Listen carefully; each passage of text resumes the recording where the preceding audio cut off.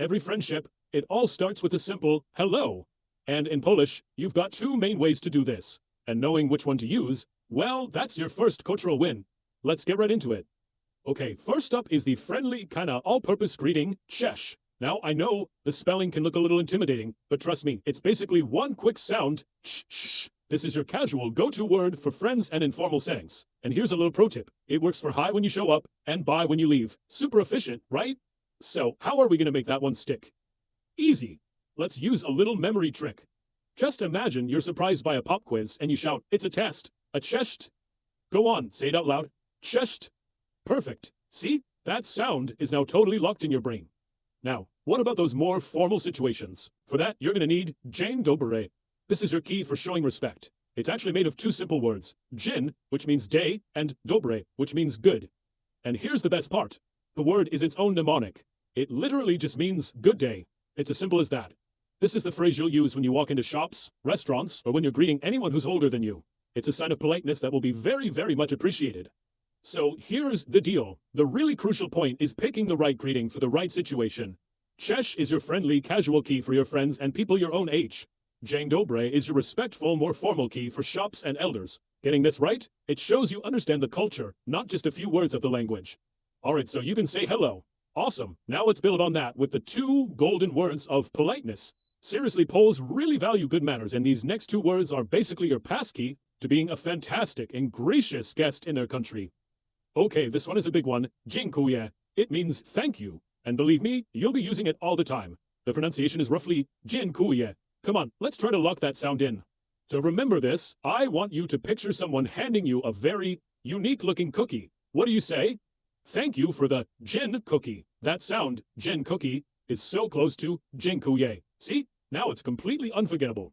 Next up is what might just be the most useful word in the entire Polish language. Proszę. This thing is the Swiss Army knife of politeness. It is so incredibly versatile, and once you master it, your interactions are going to be so much smoother. The pronunciation is pretty easy. It's proszę. And for the mnemonic, just think about this. A pro golfer is always polite. A pro golfer says please. Proszę. Simple, right? Okay, now check out the power of this word. You can use proszę to say please when you're ordering a coffee. Then when the barista hands it to you, they might also say proszę, which means here you go. And then when you say dziękuję, what's the reply? You guessed it. Proszę, for you're welcome. One word, three absolutely essential functions. It's a game changer. So you're being polite, you're greeting people, but what happens when you need to get someone's attention, or, you accidentally bump into them on a crowded street? Well, you need a word for navigating those moments with a little bit of grace. And that word is przepraszam. This is your tool for both excuse me and I'm sorry. The pronunciation is przepraszam. Yeah, I know, it looks like a mouthful, but don't worry, we're going to break it down. Let's use another little memory trick to really nail this one. Just imagine you see a knockoff diamond ring and you politely say, excuse me, but I think that's a pretty sham. That phrase, pretty sham, gets you right in the ballpark of przepraszam. And trust me, it is so useful. Need to ask a stranger for directions? You start with przepraszam. Trying to squeeze past someone on a crowded bus? Przepraszam. Accidentally spill a little water? Przepraszam. It really is the perfect word for smoothing over almost any social situation. We've covered greetings, we've covered politeness. Now it's time for the two most fundamental building blocks of communication in any language on the entire planet, a simple yes and a simple no. Okay, let's learn these two together so you absolutely never mix them up. For yes, it's tak, and it sounds exactly like the English word tack. So the mnemonic is easy. You step on a tack. Yes, that hurts. And for no, it's knee. This one sounds just like the English word knee. So the mnemonic is, you want to hurt your knee? No. Tack for yes, knee for no. You'll never ever forget them now. And just like that, you have it. Seriously, this isn't just some random list of words. This is your starter kit. This is your key to unlocking a richer, way more authentic experience in Poland. Let's just do a super quick recap.